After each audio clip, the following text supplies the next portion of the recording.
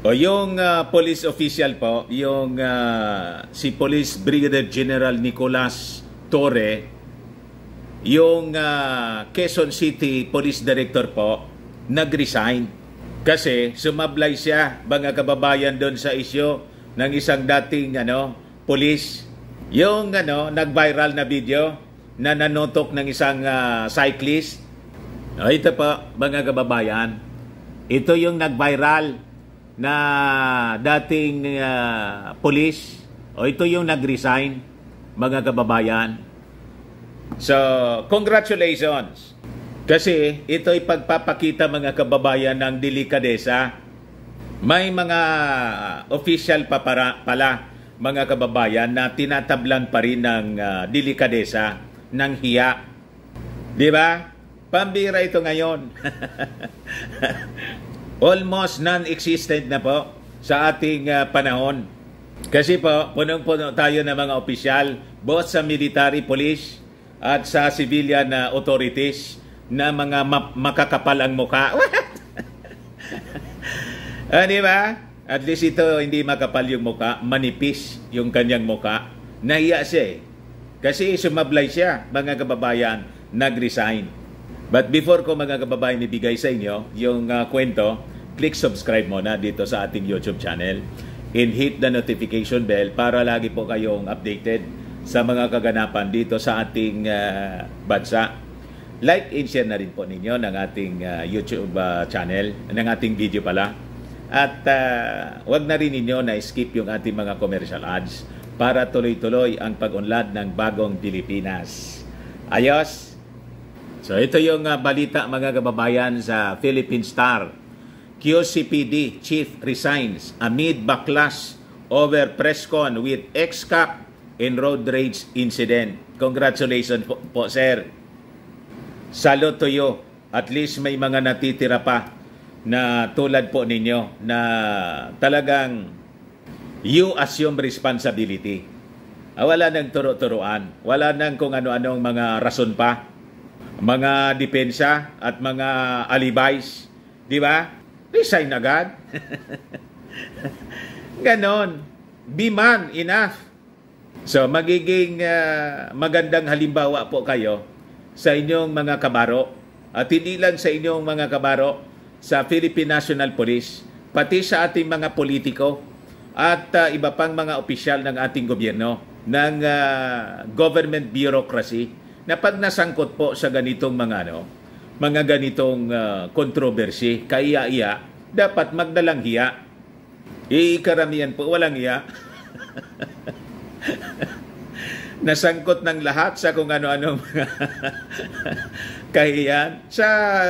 Sa Japan po, mga ganitong hindi lang resign, ang iba suicide.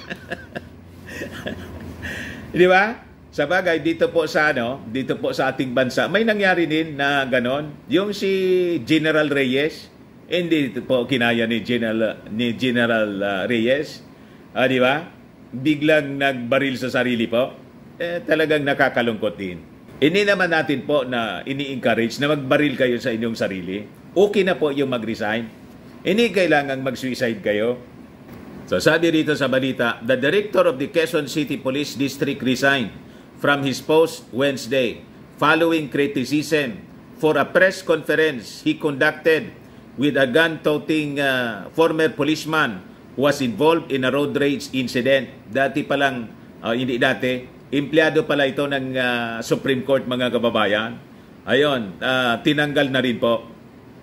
So sabi rito, Brigadier General Nicolas Torre III told his superiors he was resigning as head of the QCPD. Hindi man po sa sa position niya as QCPD director, hindi man po sa pagka-police. Para mabigyan po ng free hand yung leadership ng PNP na makapagpili ng kapalit at to save the PNP sa controversy, sa kahihiyan po. In an interview with local television, teleradyo, Torre said he is seriously considering getting out of Quezon City to give way to an impartial investigation. Yan ang tunay na opisyal. Di ba? Tory was criticized for allowing dismissed Cap Wilfredo Gonzales to speak at a press conference at Camp Karingal Sunday afternoon. Gonzales was caught on video assaulting a cyclist and threatening the biker by drawing his firearm. Sabi ni Torre, I really regret that press conference. I really apologize to the Filipino people for those actions. He earlier said that he arranged a press conference to give journalists an opportunity to talk with Gonzales. Lumalabas kasi doon, si Gonzales, si Wilfredo Gonzales, yun pa yung biktima. Di ba? Ito po, mga kababayan, yung masyadong maangas na dating pulis.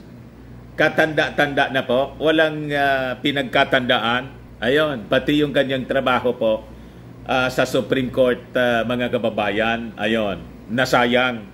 Sabi dito sa balita ng Daily Guardian, Supreme Court fires gun-toting ex-cop in viral video. Tinanggal po siya. Ito pala si Gonzales, mga kababayan, dati na rin na natanggal. Talagang may masamang records na pala to. Dismissed cop siya po. Natanggal din sa serbisyo sa pagkapulis. Wilfredo Gonzales, the dismissed cop who was caught in a viral video cocking and pointing a gun at a cyclist, was an employee of the Supreme Court with High Court. The High Court said in a statement kahapon. Gonzales was previously connected to the office of Supreme Court Associate Justice Ricardo Rosario as a coterminous employee. The justice is retiring in October 2028. O ngayon, tinanggal na po siya kasi napakasama, mga kababayan, na halimbawa yung ganyang ginawa. Di ba? So sabi rito, his employment was immediately terminated on August 27, 2023 upon discovery of the incident, sabi po ng Supreme Court. In response to queries from media about the High Tribunal's ties to the controversial motorist, Justice Rosario does not condone any form of violence or abusive behavior, it added. The retired cop was discharged after he figured in a viral video for hitting the head of a cyclist and threatening him with a gun. Gonzales earlier appeared before the media and said he and the cyclist had settled the dispute at Quezon City Police District Station 11. Ngayon, however, sabi rito, a public post by lawyer Raymond Fortun, siya yung unang nagpalabas ng reaction dito, mga kababayan, ng viral video, said the cyclist was forced to sign the settlement for fear of his and his family's safety. Napilitan lang niya. In fact, may post pa po na nag-appeal po itong cyclist na tigilan na lang siya. Huwag na daw siyang istorbohin, mga kababayan, for fear of his family. Kasi nagkasundo na kami. Nagkasundo sila kasi tinakot siya. Ngayon, I think pati yung Senado magpapaimbestiga na po dito in aid of legislation po. Kasi di ba, ang daming nangyari ng road rage na tulad nito na nagresulta sa pagpatay. May mga si Rolito Go, road rage yon, mga kababayan, remember? Nakulong yun po, mga kababayan, si Rolito Go. So sabi dito, the Quezon City Police District filed alarm and scandal complaints against him on Tuesday. The Philippine National Police has revoked his gun license, firearms registration, and permit to carry. The 3 guns under his name have also been confiscated. Kaya siguro napakaangas, lalo't mga kababayan, empleyado ng Supreme Court. Ganon. May mga taong ganun po. Feeling niya powerful siya, ma-influensya siya. Kaya ganon. Meanwhile, the Land Transportation Office issued a 90-day preventive suspension on his driver's license while the investigation against him is ongoing. Ayan po, mga kababayan. Tapos nagpa-interview pa siya. Maawa naman daw sa kanyang pamilya kasi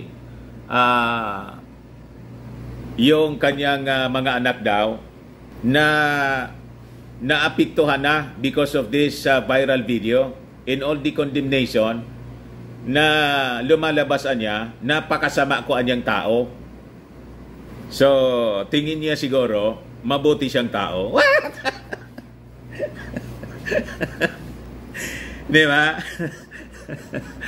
Hindi man daw siya napakasamang tao, mga kababayan. So, siyempre, yung paniwala niya, isa siyang mabuting tao. Ganito pala, mga kababayan, ang pag-ugali ng isang hindi masamang tao. Di ba? Anyway, with all these developments ng balita, masaya na rin po tayo. Unang-una, sa mga actions ng ating mga authorities, nabigyan na rin ng hostisya kahit papano yung nabiktima nitong si Wilfredo Gonzales. Yung pagtanggal sa kanya ng Supreme Court sa trabaho, yung pagtanggal ng lisensya ng lahat ng baril niya, suspension ng license niya sa pagdadrive, I think that is enough para matuto itong taong ito sa kanyang pong pagkakasala. And tayo'y natutuwa sa naging aksyon din ng QCPD Director na si Nicolas Torre kasi binigyan niya ng kahihiyan yung PNP kaya nag-resign na lang po siya para makabawi. Di ba? Maganda yun po. Ayun man lang po, mga kababayan. Baka lang gusto ninyo itong itry. Firmax Firming and Lifting Cream. Pinapahid po sa mga pulses and affected area. Mainam po sa paninigas ng mga kaso-kasuan. Ito naman po, Automax Radiant Serum. Sa mukha naman yung application. Anti-aging po siya. You will look 10 years younger than your age. Sa mga cancer patients naman po, baka lang gusto ninyo itong itry. Nengxia Red Mix Fruit Drink. Hindi man po siya gamot, food supplement siya. Kaya lang, gawa siya mga kababayan sa goji berry. Yung goji berry, may anti-cancer properties. Yung mga inquiries ninyo po, dumiretso na lang kayo sa aming messenger sa Facebook para masagot namin agad. Ayos, ako po si Dante Maravillas. Bye-bye. God bless.